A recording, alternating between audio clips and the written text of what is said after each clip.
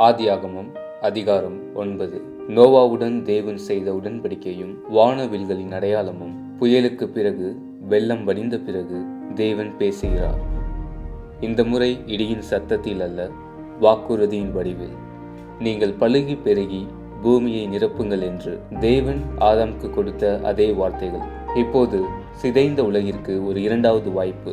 மேலும் முதல் முறையாக இறைச்சி உணவாகிறது, ஆனால் இரத்தம் ஒருபோதும் இல்லை. வாழ்க்கை புனிதமானது, ஒவ்வொரு இதய துடிப்பும் முக்கியமானது. மீண்டும் ஒருபோதும் இல்லை, மீண்டும் ஒருபோதும் இல்லை. நான் பூமியை வெள்ளத்தால் அழிக்க மாட்டேன். மேலும் தேவன் தனது வில்லை வானத்தில் தொங்க விடுகிறார். ஒரு ஆயுதமாக அல்ல, ஒரு அடையாளமாக, ஒரு வானவில். ஒருதலை பட்சமான உடன்படிக்கை, நுணுக்கமான நிபந்தனைகள் இல்லை, கட்டுப்பாடுகள் இல்லை. மேகங்கள் முழுவதும் வரையப்பட்ட கிருபை மட்டுமே. நோவா ஒரு திராட்சை தோட்டத்தை நடவு செய்கிறார்.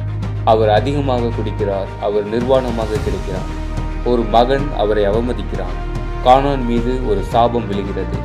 பாவம் வெள்ளத்தில் மூழ்கிவிடவில்லை, அது நீந்தியது. அது நோவா மற்றும் அவனது குடும்பத்துடன் பேழைக்குள் நுழைந்தது. ஆனாலும் இங்கேயும் வானவில் இன்னும் பிரகாசிக்கிறது. தேவனுடைய வாக்குறுதி நோவாவின் தெளிவான மனநிலையோ அல்லது நமது பரிபூர்ணத்தையோ சார்ந்ததல்ல, அது அவரையே, தேவனையே சார்ந்தது. எனவே இன்று நமக்கான உண்மை இதுதான். உங்கள் வாழ்க்கையிலும் வெள்ளம் வந்திருக்கிறதா?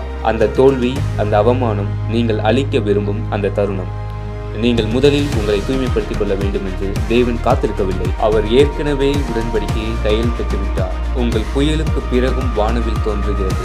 அதை தேடுங்கள். உங்களை விட்டு விலகாத ஒரு வசனத்தில் அதை தேடுங்கள். உங்களை விட்டு விலக மறுக்கும் ஒரு உண்மையான நண்பரிடத்தில் அதை தேடுங்கள். அமைதியின் நடுவில் மென்மையாக கேட்கும் அந்த குரலில் அதை உணருங்கள். இனி ஒருபோதும் உன்னை நான் கைவிட மாட்டேன். இப்போதே வெளியே சென்று அது உண்மை என்ற நம்பிக்கையோடு வாழுங்கள்.